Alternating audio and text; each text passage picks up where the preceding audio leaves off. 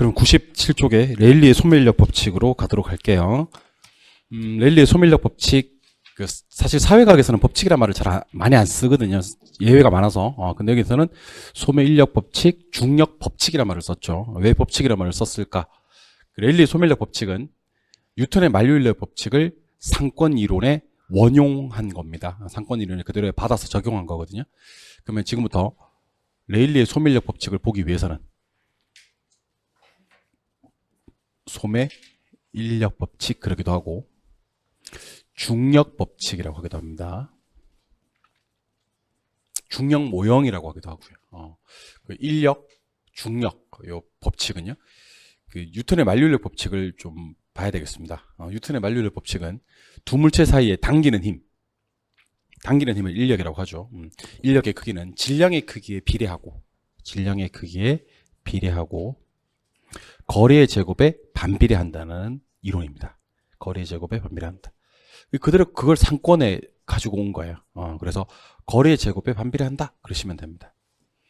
그런데 질량의 크기에 비례한다는 걸 조금 각색을 합니다. 이제 도시다 적용을 해야 되니까 도시 크기에 비례한다 그러셔도 되고 도시 인구에 비례한다 뭐 그러셔도 됩니다. 도시 크기라고 할게요.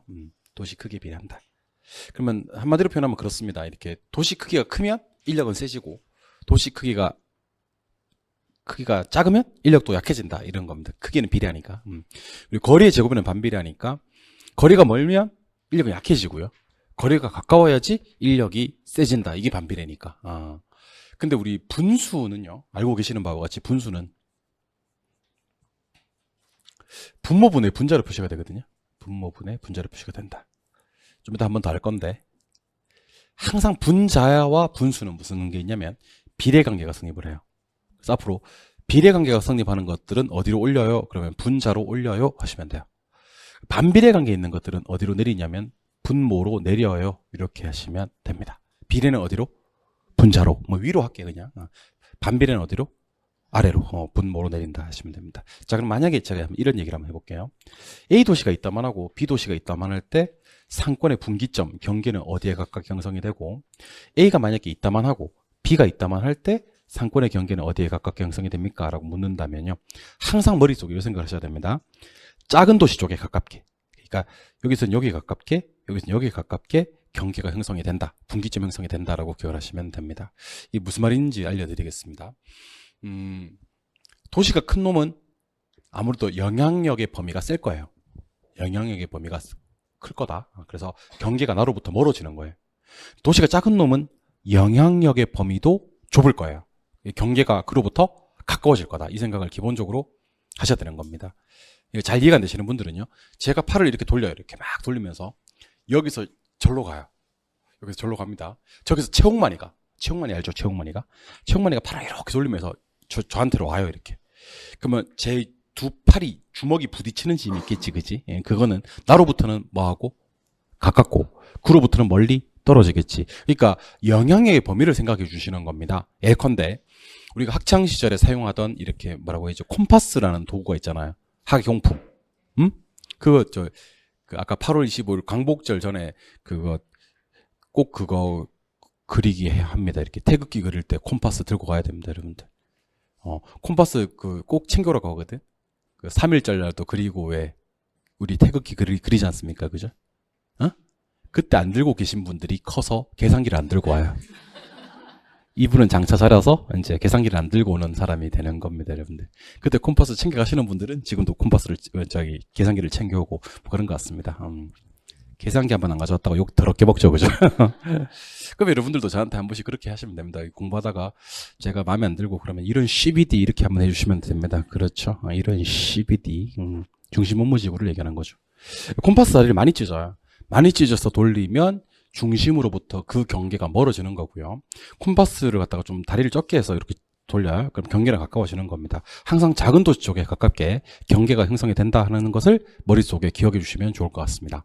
자, 그러면 A가 클 때는 어디에 가깝게? B에 가깝게. A가 작을 때는 어디에 가깝게? A에 가깝게. 항상 작은 도시 쪽에 가깝게 경계가 형성이 된다는 것을 기억해 주셔야 되고요.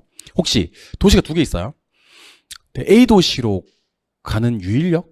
A 도시의 인력의 크기는 어떻게 구합니까? 그럼 이렇게 구하시면 돼요. 잘 들어봐요. A까지의 거리 제곱분에 A 면적 하시면 돼요. 이게 A가 A 크기 하시면 돼요. 요게 A 도시가 소비자를 끌어당기는 힘의 크기예요. 반비례하는 것은 어디로? 밑으로. 비례하는 것은 어디로? 위로. 그럼 B 도시가 소비자를 끌어당기는 힘의 크기는 어떻게 구하냐면요. B 거리 제곱분의 B 면적 이렇게 하시면 돼요. 반비례하는 것은 분모로 내리고 비례하는 것은 분자로 올리고.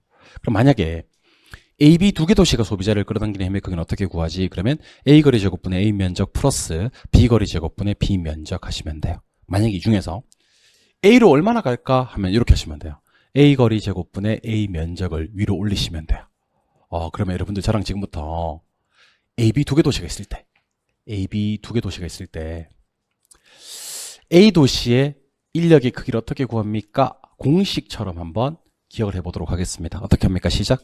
A 거리 제곱분의 A 면적 플러스 B 거리 제곱분의 B 면적 분의 A 거리 제곱분의 A 면적. 눈치 빠르신 분들은 자, A, B 두 개 도시가 있을 때 B 도시가 소비자를 끌어당기는 힘의 크기는 어떻게 구합니까? 그러면 밑에는 똑같아요. 시작. A 거리 제곱분의 A 면적 플러스 B 거리 제곱분의 B 면적 분의 B 거리 제곱분의 B 면적 올리시면 됩니다. 근데 고민할 필요가 전혀 없어요. 왜 그런지 아세요? 왜 그렇게 고민할 필요가 전혀 없냐면 랠리의 소멸인력 법칙은 좀 이따 한 번 더 강조를 할 건데 무조건 두 개 도시예요. 몇 개? 두 개. 그러면 끝이잖아. 욜로 도시 인력을 구했어. 나머지 거리가 일로 가겠지. 이런 거 한번 배우셨는데 A 인력이 40%래. B 인력은 60%겠지 뭐. 30, 70, 20 그런 식입니다. 좀 어려운 것도 한번 해볼까요? 37 엄청 어렵나요? 63 56, 44, 뭐 그런 식입니다. 그러니까 A, B 두 개를 사실은 다 구할 필요는 없어요. 한쪽 구하면 나머지 한쪽은 자동으로 정해지니까 요걸 갖다 여러분들이 구하시면 좋은데 저랑 계산 문제 하나만 풀어보도록 할게요. 계산 문제는 우리 교재 페이지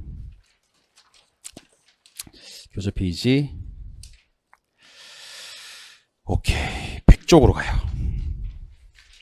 100쪽 여러분들 100쪽 가셨어요? 이것도 마찬가지입니다, 여러분들. 100쪽 지금 문제를 풀 건데, 100쪽이 가니까 3번 문제 보이십니까? 여기 3번 문제, 33회 때 나왔던 문제입니다. 타이밍이 너무 좋아요. 타이밍이 너무 좋고, 요 3번 문제를 갖다 저는 풀어볼 겁니다. 제목은 보니까, 레일리의 소매 중력 모형. 뭐, 레일리는 소매 인력 법칙 그래도 되고, 소매 중력 법칙 그래도 되고, 소매 중력 모형 그래도 됩니다. 그런데, 각 도시, A, B, C 도시에서 A하고 B 도시에서 소비하는 월 추정액은 각각 얼마인가 그렇게 얘기를 했습니다. 근데 고민할 필요가 전혀 없는 게 여기 여러분들 얼마라고 돼 있어요 지금? C 도시의 소비 추정액이 얼마라고 돼 있어요? 10억. 그럼 대답하세요. 요로 2억이면 요로 얼마? 8억. 3억이면 7억. 하여튼 해설에서는 둘 다 구하라고 돼 있는데 둘 다 구하다 걸리기만 걸려봐 진짜. 여러분들 한쪽만 구하면 나머지 한쪽은 자동이에요. 아시겠어요? 그래서 우리는 습관적으로 A 쪽으로 의 유인력부터 먼저 구하고요.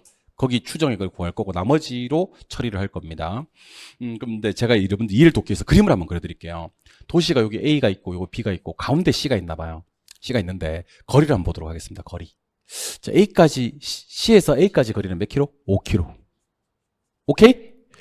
B까지 거리는 2킬로. 그리고 A는 인구가 얼마고요? 5만. 얼마? 5만. 좋아요. B는 인구 얼마? 32,000 이렇게 되는 겁니다. 이해하셨습니까? 들어가기 전에 심심한데 우리 이거 한번 해보고 가요. 1의 제곱은 얼마죠? 1이죠. 1의 제곱 고민하면 안 돼. 자, 2의 제곱은요? 4입니다. 좋습니다. 3의 제곱은요? 간혹 3의 제곱 6 하는 분 계신데 3의 제곱은 3 곱하기 3을 얘기하는 거예요. 9. 4의 제곱은? 16. 좋습니다. 이것까지만 할게요. 5의 제곱은? 25. 이거 이상 할 일은 잘 없어요. 그래서 1의 제곱은 1이고 2의 제곱은 4고 3의 제곱은 9고 4의 제곱은 16이고 5의 제곱은 25다. 이렇게 생각을 하시고 가도록 하겠습니다. 제가 공부 쭉 해오셨던 분들은 아니 수업 시간에 뭐 저런 걸 하고 앉았어 이렇게 하는 분들도 계신던데 여러분 제가 수업 서두에 계산 문제를 포기하신 분도 심량에서 문제를 맞추게 해드릴 거다라고 약속을 드린 바가 있습니다. 그래서 그 약속 지키려고 하는 거니까요. 너무 쉬운 거 한다고 저를 비난하거나 원망하지 마시기 바랍니다. 아시겠죠? 원래 같으면 이걸 어떻게 풀어야 되냐면 이렇게 풀어야 됩니다.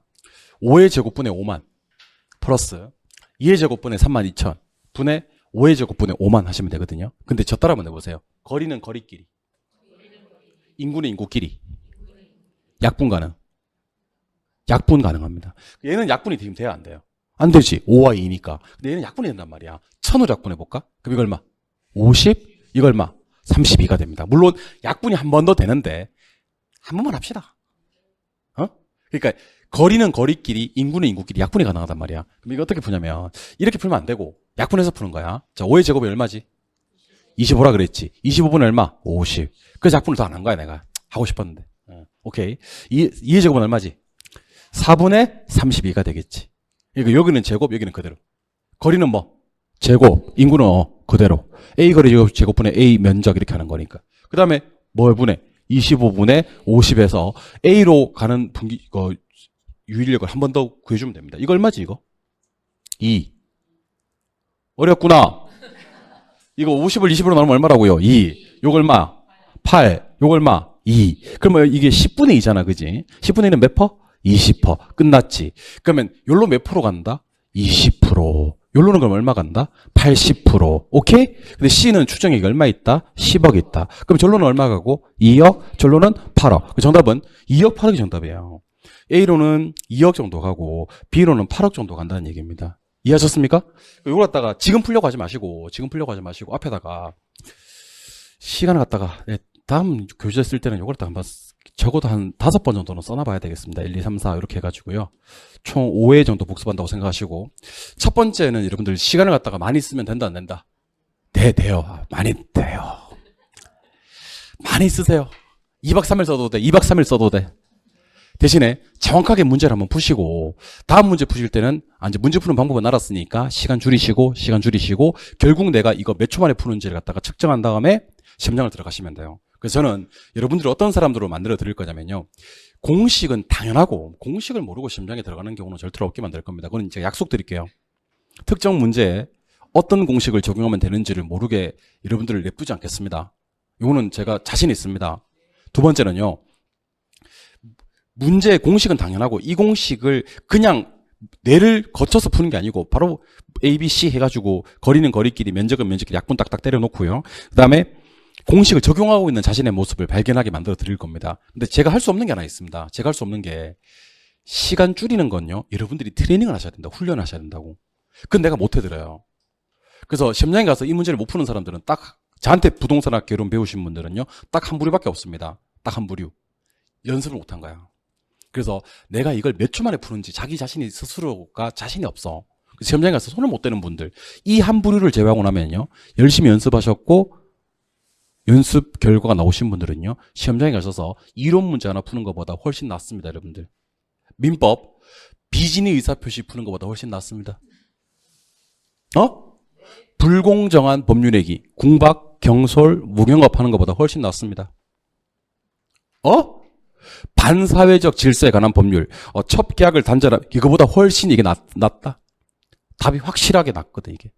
그러니까 A거리 제곱분의 A 면적 플러스 B거리 제곱분의 B 면적분의 A거리 제곱분의 A 면적이라는 공식을 반드시 기억해 주시기 바랍니다. 좋아요? 할 수 있겠어요?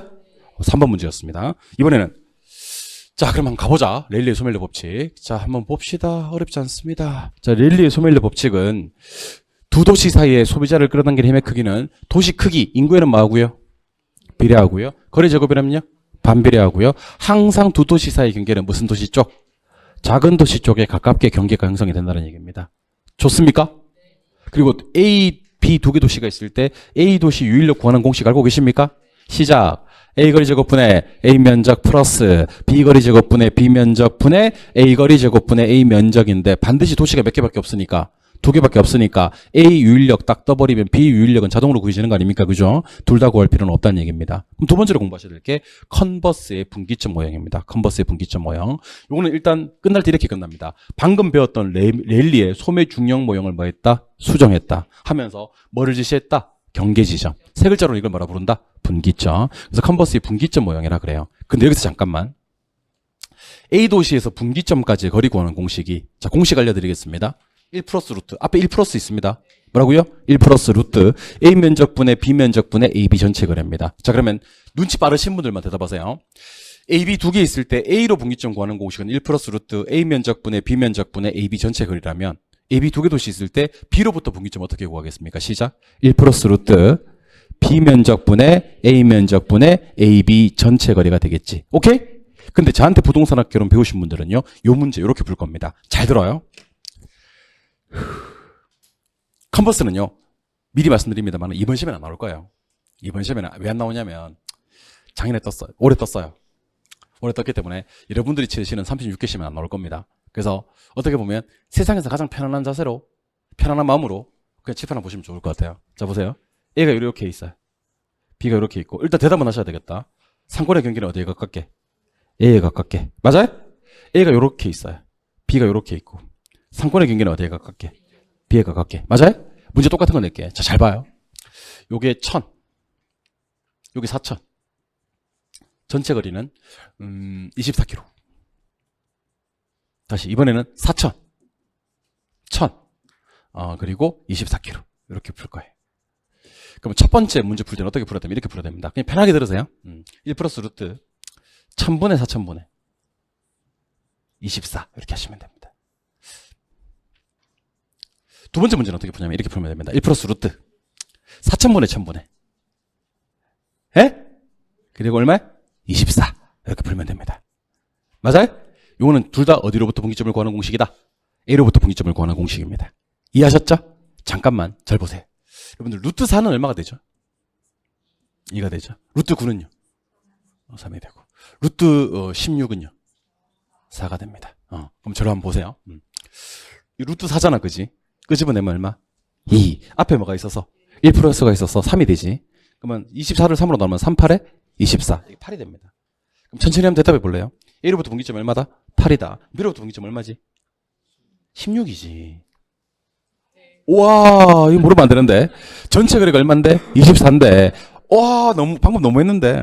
1로 얼마면? 8이면 절로 16이겠지. 다음에 얼마가 나와야 되니까? 24. 그렇다면 혹시 시험에서 이렇게 나온다 하더라도요. 이 문제 이렇게 풀지 말자는 거야. 이렇게 풀지 말고 저걸로 풀자는 거지 뭐.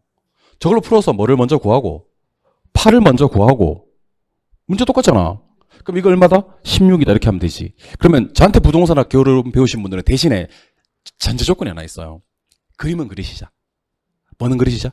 그림은 딱 그려서 무슨 도시 쪽에 가깝게, 작은 도시 쪽에 가깝게 경계를 형성시키자. 오케이?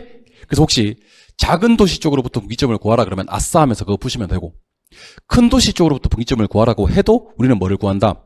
작은 도시 쪽으로부터 분기점을 구한 다음에 나머지 거리로 문제를 풀자는 얘기입니다. 이해하셨습니까? 근데 컨버스가 왜 쉬운지 아세요?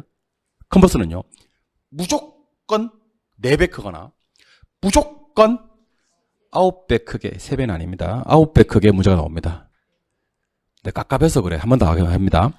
무조건 몇 배 크거나 4배 크거나 무조건 9배 크게 문제가 나옵니다. 아직까지 16배 크게 문제가 나온 적은 한 번도 없어요. 그러니까 4배 크게 나오거나 9배 크게 문제가 나와요. 그러면 여러분들 느낌상 3배 크게는 문제 나온다 안 나온다? 왜요? 3배 크면 루트 3을 해야 되는데 루트 3은 끄집어낼 수가 없으니까 한 1.7 얼마 나올 거거든. 무슨 말인지 모르는 것 같은데 지금? 5배 크게 문제가 나온다 안 나온다? 안 나온다. 5배 크게 문제가 나올 수가 없는 게 루트 5거든. 루트 5는 끄집어냈을 때 2점 얼마 뭐 되겠지, 그지? 근데 그걸 끄집어낼 수가 없어서 문제를 내지 않는다는 겁니다. 그러면 무조건 시험은 몇 배 크거나 4배 아니면 9배 크게 나오는데 우리는 습관적으로 어떻게 구할 거다? 작은 도시 쪽으로부터 분기점을 구할 거다. 오케이? 근데 4배 클 때는 루트 4를 끄집어내면 얼만데? 2인데 9배 클 때는 루트 9를 끄집어내면 얼만데? 3인데 앞에 뭐가 있는 바람에 1 플러스 1 플러스를 반드시 기억해 주시는 겁니다. 뭘 반드시 기억해달라? 1 플러스 1 플러스를 반드시 기억해 주셔서 요거는 나누기 뭘로? 3으로 나누어서 계산할 거고요. 요거는 얼마로? 4로 나누어서 계산합니다. 왜냐하면 루트 4는 끄집어내면 인데 1 플러스가 있는 바람에 뭐로 나누고요? 3으로. 루트 9는 얼만데? 3인데 앞에 1 플러스 있으면 4로 나누어서. 그래서 나중에는 제가 기출문제 하나만 보여드릴 건데 잠깐 일로 한번 와보실래요?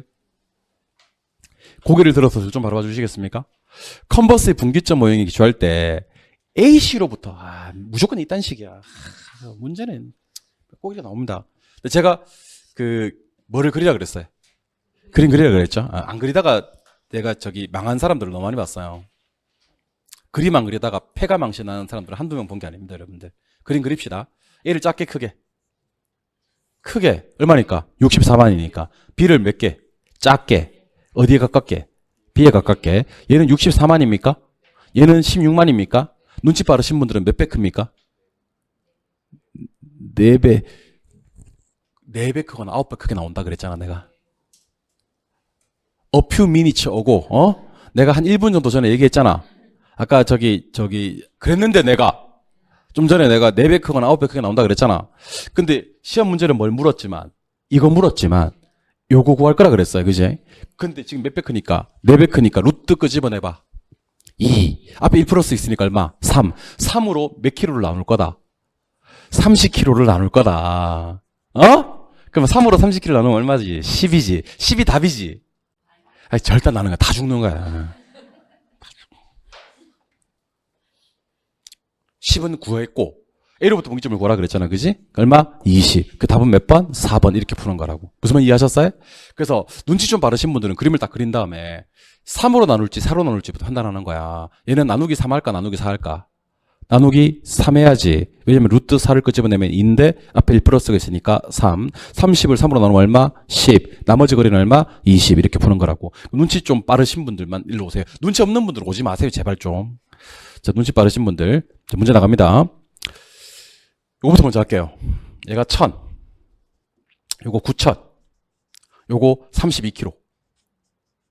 32kg. 요로 분기점이 얼마입니까? 이건 쉬워. 요거는 A가 작게 나고 B가 크게 나왔어. 몇 배 커? 앞에 커? 그럼 끄집어내. 3. 앞에 1 플러스 있잖아. 4. 4.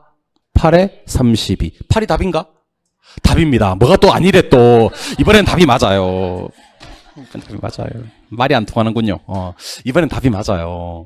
맞죠? 혹시 B로부터 분기점은 안 물었지만 열로는 그러면 24kg다 이렇게 하시면 되는 거죠. 왜냐면 전체 거리가 얼마니까? 32니까. 오케이? 안 되겠습니다. 한 번만 더 해봐야 되겠습니다. 내가 좀 많이 깝깝하네. 자, 한 번만 더 해보겠습니다. 18,000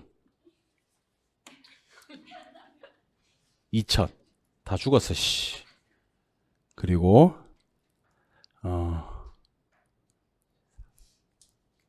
20kg. 자, 가자. 몇 배 크죠? 배 크죠? 나는 이걸 물을 거거든. 이거 먼저 구할 거야, 안 구할 거야? 안 구할 거야. 이거부터 먼저 구할 거야. 오케이? 몇 배 커서? 배 커서 끄집어내. 3. 앞에 1 플러스 있잖아. 4. 4, 5, 20. 5가 답인가? 야, 그렇지. 답이 아니지. 물론 몇 킬로다? 15kg다. 이렇게 푸는 겁니다. 아시겠습니까? 이 쉬운 문제가 이번 시험에 나왔다고. 이번 시험에. 이 쉬운 문제가. 컨버스 분기점 모형이 시험에 안 떠면 오히려 안 좋은 거야. 여러분들 이번엔 안 좋아요. 컨버스는 안 뜰 차례예요. 안 뜰 차례고 아까 A거리 제곱분의 A면적 플러스 B거리 제곱분의 B면적분의 A거리 제곱분의 A면적 하는 레일리의 소밀력 법칙 또는 허프의 확률 모형의 시험에 뜰 가능성이 상당히 많은 해다. 하는 생각을 하시면 좋을 것 같습니다. 그러다가 나중에는 이제 좀 어느 정도 익숙해지잖아요. 우리가 이 공부를 1년 할 거란 말이야. 자, 그럼 싹 지우고. 자, 그림은 무조건 그린다. A는 작게 크게. 크게. B는 어디? 작게. 경계는 어디? 이쪽. 전체 거리는 얼마? 30km. 맞아요? 1로 먼저 구할 거잖아. 몇 배 커? 4배. 앞에 1 플러스 해야 되니까 얼마? 3. 요런 얼마? 10. 요런 얼마? 20. 눈치 좀 빠르신 분들은 요 문제를 푸는데 한 10초, 15초 컷 하면 풀 수 있다는 얘기입니다. 컨버스, 여러분들 컨버스의 분기점 모형이 쉬워요? 그 표현 대례가 쉬워요? 컨버스가 쉬워요? 컨버스의 분기점 모형이 쉬워요? 조건과 기한이 쉬워요? 컨버스 분기점 모형이 쉬워요. 컨버스 분기점 모형은요, 상대방 없는 단독 행위만큼 쉬워요. 아시겠어요? 컨버스의 분기점 모형 모르면 아주 그냥 절단납니다. 계산 중에서 가장 쉬운 계산 중에 하나가 컨버스의 분기점 모형이다. 나중에 여러분들 요거 좀 있으면 설명절 있잖아, 그지?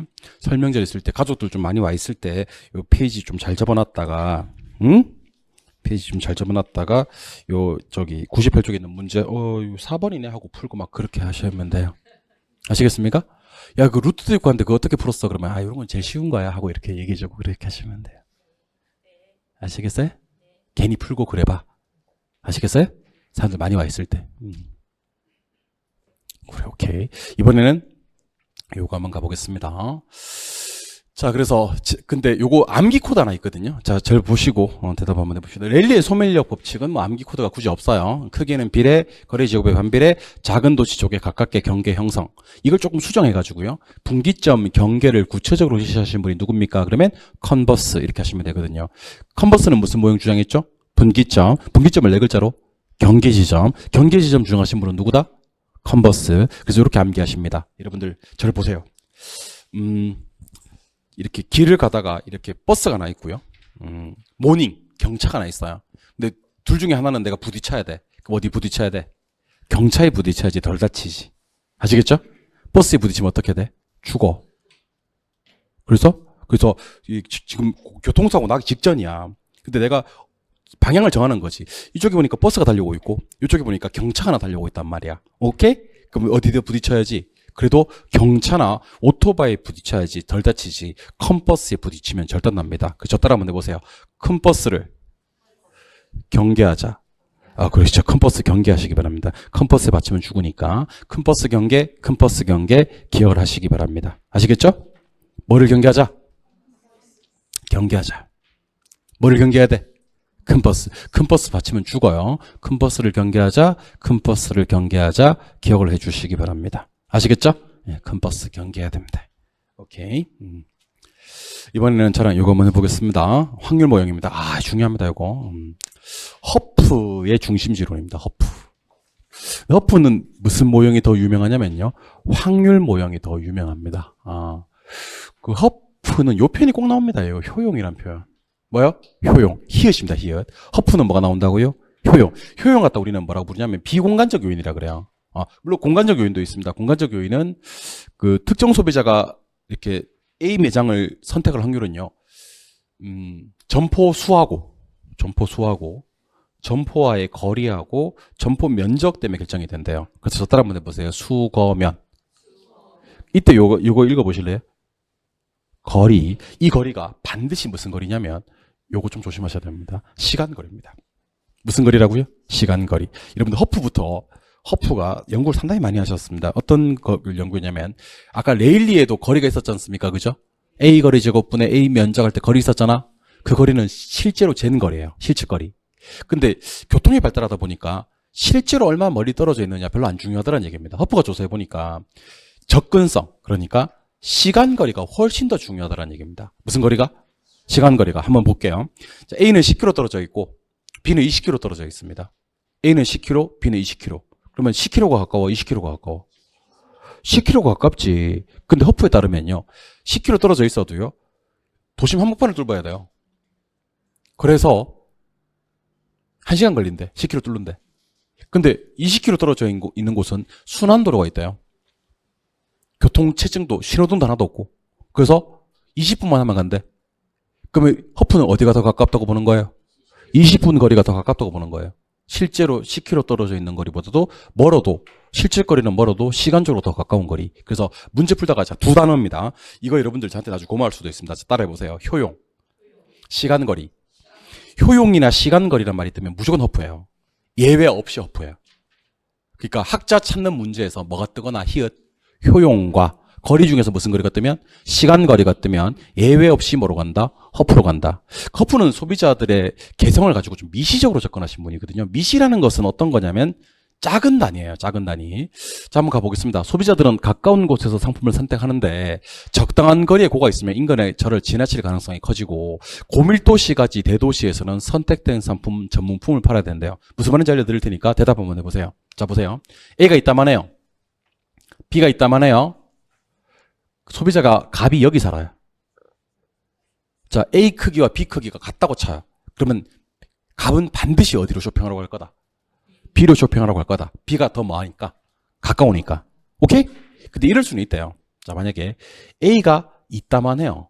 B가 있다만 하고 물론 갑은 여기 살아요. 그러면 A는 지금 고차원 중심지 맞습니까? B는 저차원 중심지 맞습니까? 아무리 인근에 뭐가 있더라도 저차원 중심지가 있더라도 적당한 거리, 그리 멀지 않은 곳에 고차 중심지가 있어준다면 고를 선택할 가능성도 있대요. 인근에 저는 뭐 할 가능성? 지나칠 가능성. 이해하셨습니까? 그러니까 중심지 크기가 같을 때는 무조건 어디든 가다가도 가까운 데 가다가도 적당한 거리에 고가 있어주니까 바로 인거리에 있는 저차중심지는 지나칠 가능성도 있다. 그게 여러분 이런 겁니다. 편의점이 있어요. 길 건너야 되고 길 안 건너도 돼. 같은 편의점이라면 어디 가겠어? 길에 안 건너는 데 가겠지. 근데 바로 옆에 편의점이 있고요. 조금 멀리 우리 대형 할인마트가 있고 백화점이 있는 거예요. 그럼 바로 옆에 있는 편의점 지나칠 가능성도 있다. 뭐 그런 얘기입니다. 그리고 고밀도 시가지에서는 전문품을 팔아야 된다라고 얘기를 하는데 전문품이 뭔지 알려드리겠습니다. 이해하기 쉽도록 하기 위해서는 백화점에서 판매하는 물건 정도로 이해하시면 돼요. 반대말은 일상용품점이라고 하기도 합니다. 그러니까 편의점에 파는 물건들은 일상용품점 생각하시면 되고 백화점에서 파는 물건들을 전문품점 이렇게 이해하시면 됩니다. 자, 그런데 얘가 똑같아요. 누구랑 똑같냐면 레일리랑 똑같아요. 자, 가자. 매장이 두 개 있대요. A, B 두 개 매장이 있는데 A 매장으로 갈 확률을 구하는 공식은 어떻게 구하냐면 완전 똑같습니다. 깜짝 놀라지 마시고 들으세요.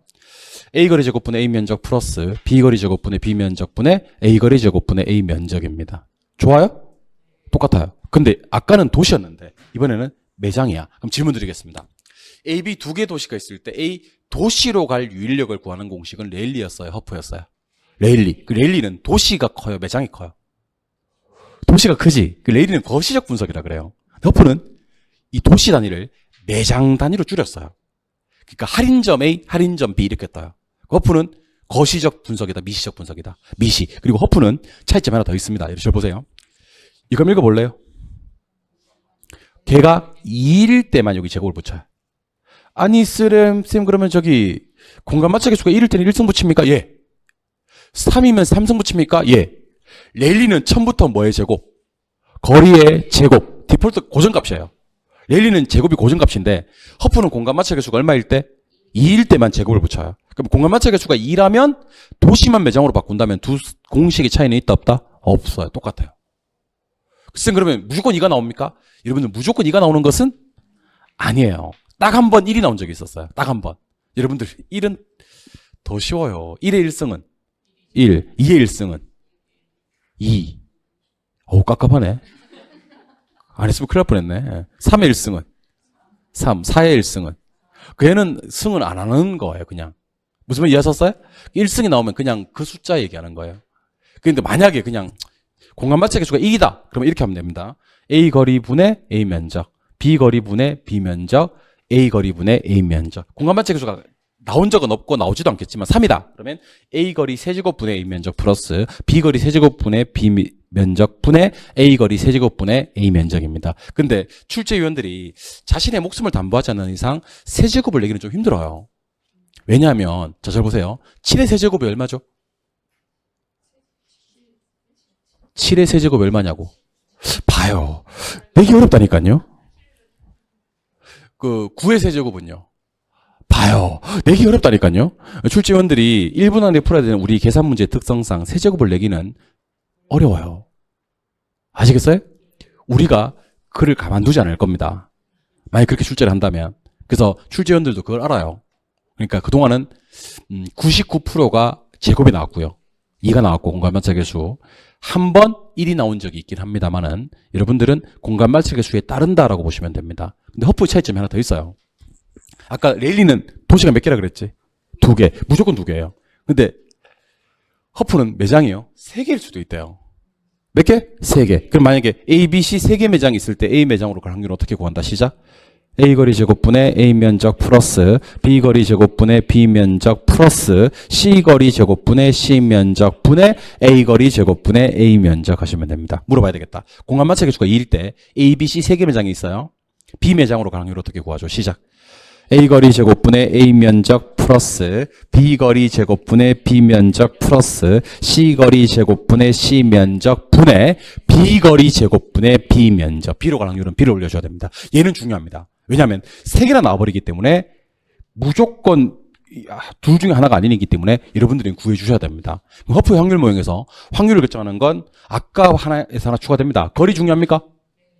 중요하지. 면적 중요합니까? 더 중요한 것도 있습니다. 뭐 숫자도 중요합니다. 그래서 따라 한번 해보세요. 수거면 허프의 확률 모형을 결정할 때 확률을 결정하는 4가지 요소가 있습니다. 일단 첫 번째 3가지는 뭐냐면 수거면입니다. 뭐라고요? 수거면. 수가 뭐예요? 숫자, 거리, 면적. 그리고 이 정말 유명한 단어가 등장합니다. 뭐요? 공간 마찰 개수. 자, 그럼 지금 이 시간부터 저랑 레일리 이론하고 허프 이론하고의 차이점을 좀 얘기를 한번 해봐야 될 것 같습니다. 이것까지 하면 난이도 상짜리 문제를 잡습니다. 혹시 부동산 학개론 100점을 맞아서 이종호의 이름을 100점을 맞으면 자기 빛나는 거 아닙니다. 그 선생이 빛나는 겁니다. 아시겠죠? 예. 34회 때 내 수업 듣고 100점 맞은 사람 아직도 연락하고 지내요. 잘 지내요? 하고 아직도 연락하고 지냅니다, 여러분들. 형 동생하고 지내요. 남자분이셨어요. 아직도 연락하고 지냅니다. 너무 좋잖아. 내가 얼마나 뿌듯하겠어요, 여러분들. 그래서 혹시 난 도저히 안 되겠다. 나는 100점 맞아서 이종호 이름을 빛내고 싶다 하시는 분들은요. 고득점 맞고 싶다 하시는 분들은요. 레일리하고 커플 한번 비교해 볼게요. 자, 일로 오세요. 레일리가 결정론적 관점이거든요. 결정론이 뭔지 몰라도 좋아요. 근데 허프는 확률적 관점이에요. 무슨 관점? 확률. 레일리가 무슨 분석이었다면? 거시적 분석이었다면 허프는 미시적 분석입니다. 또 대답하세요. 레일리가 반드시 몇 개라면 2개의 뭐죠? 도시죠. 하지만 허프는 두 뭐예요? 매장 이상입니다. 얘는 무조건 A, B 도시인데 얘는 매장이 A, B, C까지 나올 수가 있다는 얘기입니다. 그리고 레일리는 무슨 거리였습니까? 물리적 거리였어요. 근데 허프는 무슨 거리였어요? 시간 거리예요. 그리고 레일리는 무조건 거리에 뭐였는데? 제곱이었는데 허프는 거리의 무슨 승만큼? 공간 마찰 개수 승만큼 반비례라는 얘기입니다. 얘는 무조건 뭐지만? 제곱이지만 얘는 거리의 공간 마찰 개수. 3이면 몇 승 해야 돼? 3승 해야 돼. 1이면 1승 해야 되고. 좋아요? 그리고 드디어 등장을 합니다. 요 표현. 공간 마찰 개수. 자, 공간 마찰 개수에서 가장 중요한 단어가 아마 이걸 것 같아요. 마찰. 한번 앞에서 했었습니다. 뭐 할 때 한번 했었냐면 뭐 할 때 썼죠? 헤이그의 마찰 비용 이론할 때 마찰 한번 했었습니다. 여러분들 마찰이란 뜻은 좋은 뜻이에요? 나쁜 뜻이에요? 나쁜 뜻이죠. 여러분들 부부 사이에 마찰이 있대요. 내가 오늘 이런 얘기 갑자기 여러분들 저는 마찰이 없어 예를 드는 거예요. 오늘 와이프랑 아침에 마찰이 있었습니다. 그러면 이거는 서로 좋은 거예요, 나쁜 거예요? 나쁜 겁니다. 여기서는 어떤 마찰을 얘기하는 거냐면 거리가 멀어지니까 마찰이 생기는 거예요. 그래서 어떻게 이해하시면 좋냐면 저항한다. 저항값이다. 여러분들 부부 사이에 마찰이 있으면 서로 마주보고 자요. 등을 획 돌리고 자요. 그걸 저항하고 있는 거예요, 서로. 저항하다. 리지스트. 저항하다. 이런 뜻이죠. 그래서 저항하는 겁니다. 마찰 기수는 저항값인데 멀어질 때 저항하는 값입니다. 자, 7번 보시고. 교통 조건이 뭐예요? 양호해요. 멀어져도 저항을 많이 해야 안 해요? 안 해요. 순순히 가요. 저항값이 작아집니다. 근데 교통 조건이 뭐하다면? 불량하다면 조금만 멀어지면 안 가려고 많이 저항을 합니다. 저항값이 많다? 커진다. 이게 시험에 나와요. 오케이? 그 다음에 이번에는 정말 중요한 얘기를 한번 해보겠습니다. 이거 아까 제가 말씀드렸는데 백화점에서 파는 물건들을 무슨 품? 전문품. 집 근처에서 파는 물건들을 일상용품. 누가 저항을 많이 하는지 보도록 하겠습니다. 내가 예를 드릴 테니까 대답 한번 해봐. 여러분들 우리가 공부를 하다가 지금 1차 위주로 열심히 집에 가서 복습을 하고 있습니다. 그랬더니만 집에서 가족들이 보기가 너무 좋았는지 요즘 공부한다 고생이 많지 하면서 와이프나 남편이 아니면 부모님이나 자녀분이 이렇게 얘기를 합니다. 요즘 공부한다고 너무 고생이 많다. 전혀 다른 사람이 된 것 같다. 도저히 안 되겠다. 주말에 선물 하나 사러 가자. 이렇게 얘기를 합니다. 좋아요? 네. 그래서 선물은 뭐 사게 했더니만 백화점에서 샤넬백 하나 사러 가자입니다. 근데 백화점이 차로 한 30분은 가야 됩니다. 조금 멀어. 그 순순히 갑니까? 저항합니까? 얘기를 해봐요 좀. 이렇게 백 하나 사러 가자. 그럼 순순히 갑니까? 저항합니까? 순순히 가지. 마찰 개수 값이 작아집니다. 전문품은 간다니까? 저항 안 한다니까? 마찰 개수 작다니까? 근데 여러분들 도저히 채로서 안 되겠다. 선물 하나 사러 가자. 그렇게 얘기를 합니다. 뭐 사게? 라고 물어봤더니만 뭐 산다고 얘기를 하면 고무장갑 사러 가자입니다. 고무장갑. 마미손으로. 당신의 젖은 손이 너무 애처로워서 내가 볼 수가 없다. 마미손 고무장갑 사러 가자입니다. 그럼 여러분들 순순히 갑니까? 저항합니까? 네가 가라. 저항값이 커지는 거예요. 요거를 갖다가 여러분들 저는 안 헷갈렸으면 좋겠습니다. 단 한 번도. 저한테 부동산 학개론 배우신 분들이 허프의 확률 모형에서 적어도 공간 마찰 개수는요. 지금부터 시험장 갈 때까지 단 한 번도 안 틀렸으면 좋겠습니다. 고개를 들어서 좀 바라봐 주세요. 내가 안 틀리게 해드릴게요. 자신 있습니다. 자신 있습니다. 단 한 번도 안 틀려야 됩니다. 지금부터 시험장 갈 때까지. 오케이? 시험장 갈 때까지 모의고사 같은 걸 갖다가 아마 월별로 한 7번 정도 칠 거고, 동형 모의고사만 해도 4번 있고, 스스로 알아서 뭐 이렇게 또 문제 푸는 경우도 있을 거고, 아마 이 문제는 앞으로 여러분들 시험장 갈 때까지 한 10번 이상 풀 거거든요. 10번 동안 한 번도 안 틀려야 됩니다. 저한테 결혼 배우신 분들은 그랬으면 좋겠습니다. 아시겠죠? 자, 부부 사이 마찰이 있다. 서름하고 있다. 저항하고 있다. 조금만 멀어지면 저항값이 생기거든요. 그 저항값을 공간 마찰기수라고 합니다. 순순히 가면 저항값은 작아지는 거고요. 안 가려고 버티면 저항값은 커지는 겁니다. 마음에 준비하시고 내기를 물을 거니까 여러분들은 마찰기수 값 크다 작다. 크다 작다로만 얘기해 주시기 바랍니다. 간혹 당황해서 OX 하는 사람이 있던데 OX 하지 마시고 크다 작다로 얘기해 주시기 바랍니다. 교통조건이 불량하면 공간 마찰기수 값은 크다. 교통조건이 양호하면 공간 마찰기수 값은 작다. 교통조건이 양호하면 별로 정하지 않습니다. 백화점에서 파는 전문품일 때는 마찰기수 값이 작습니다. 순순히 갑니다. 그런데 집 근처에서 파는 일상용품이면 조금만 멀어져도 저항값이 크다라고 기억하시기 바랍니다. 결론, 교통조건이 양호하거나 전문품일 때는 마찰기수 값이 뭐하고 작고, 교통조건이 불량하거나 일상용품일 때는 마찰기수 값이 뭐하다? 크다. 이렇게 얘기하시면 됩니다. 그리고 확률 모형, 허프는요, 이렇게 히읗으로 시작되는 유일한 학자거든요. 히읗으로 시작되는 유일한 학자예요. 그래서 암기하실 때는 허프는 2단어를 좀 기억하시면 좋을 것 같아요. 저 따라 한번 해보세요. 효용, 확률 모형. 그래서 히읗 2단어를 좀 기억을 하시기 바라요. 그래서 이번 시험에서는요, 허프의 확률 모형이 심에 뜰 가능성이 너무 높거든요. 그래서 히읗, 특히 허프의 확률 모형이라는 것을 꼭 좀 기억을 하시고, 아마 원서 접수를 할 때 그 지역학원에서는 원서 접수를 하면 교실은 좀 다르더라도요, 한 학교에 시험을 치는 경우가 좀 많이 있어요. 우리가 한 학교에서 시험을 칠 가능성이 좀 많이 있습니다. 좀 있으면 인원이 좀 더 많아질 거 아닙니까? 그죠? 그 반에 반장을 뽑으세요. 그 시험장 들어갔을 때 아마 여러분들 얼굴 아는 사람들일 겁니다. 공부 잘하는 사람들이 반장이 되었으면 좋겠습니다. 그래서 들어가서 시험장 들어가자마자 이제 문제를 받거든요. 근데 공부 잘하는 사람들은 문제가 빨리 보여요, 안 보여요? 빨리 보이거든요. 그래서 허프의 확률 모형이 나왔으면 그 반장이 우리 나름대로 신호를 줍시다. 허프가 나왔어. 이렇게. 아시겠습니까? 허프가 나왔어를 신호를 줄 때 어떻게 주냐면 이렇게 주는 겁니다. 이렇게. 아시겠어요?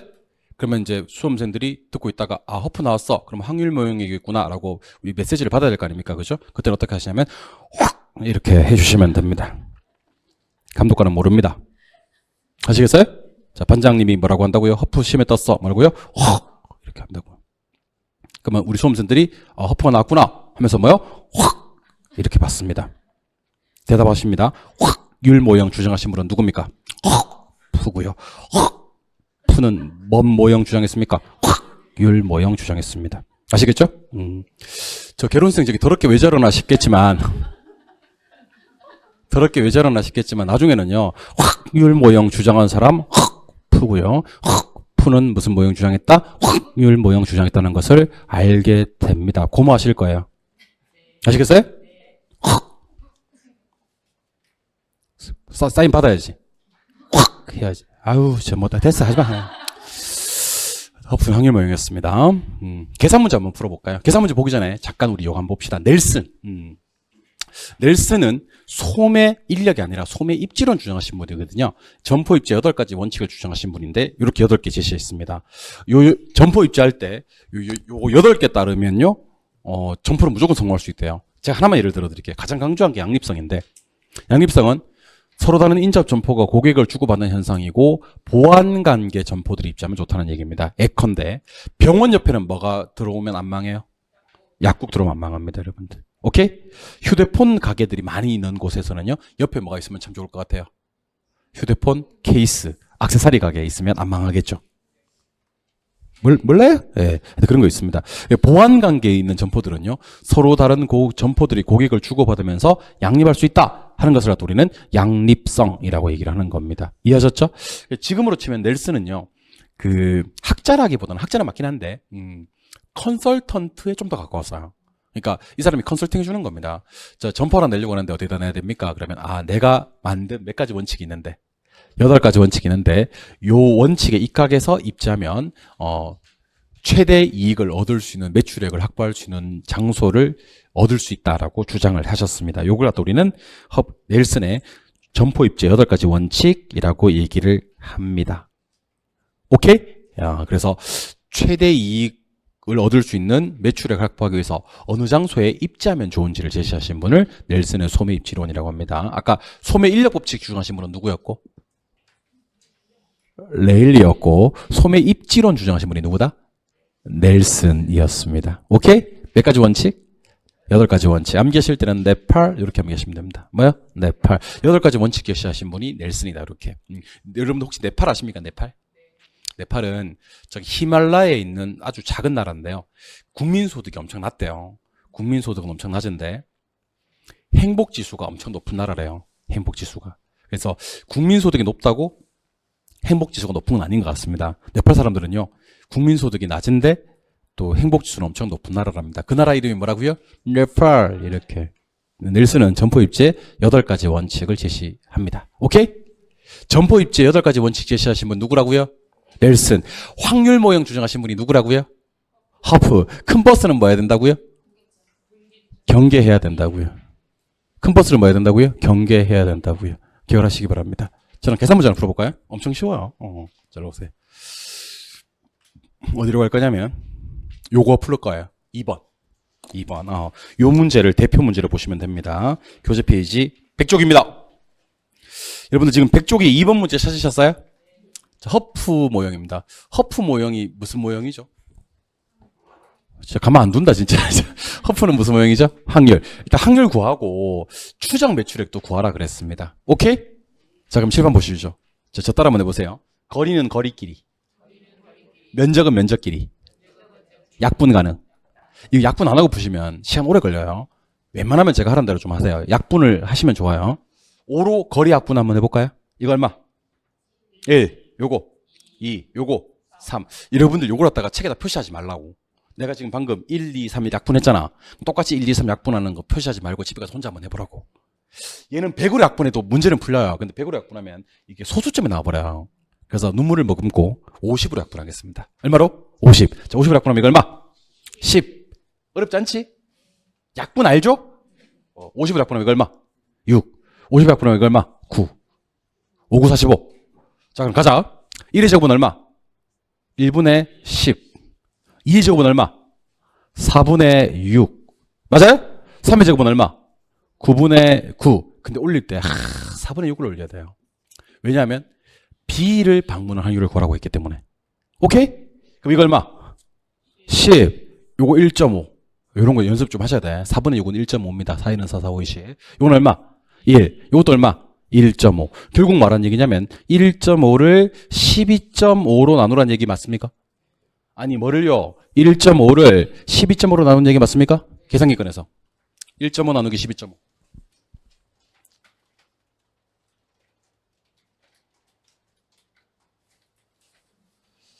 얼마가 나옵니까? 0.12 나옵니까? 그럼 퍼센테이지로 얘기하면 몇 프로고 일단 12%고 지금 계산기 0.12 찍혀있다 안 찍혀있다? 찍혀있어요? 곱하기 4,000 곱하기 35만원 때리면 돼요. 왜냐면 4,000명이 35만원씩 쓰니까 곱하기 4,000 곱하기 35만원 때리면요 계산기에 정확히 얼마 찍혀있냐면 1억 6,800만원이 찍혀질 겁니다. 그 돈은요 1억 6,800만원 이렇게 하시면 되는 그런 문제입니다. 아시겠죠? 거리는 거리끼리, 면적은 면적끼리 약분만 하시면요 여러분들 아주 쉽게 퍼센테이지와 금액까지 구할 수가 있습니다. 이해하셨습니까?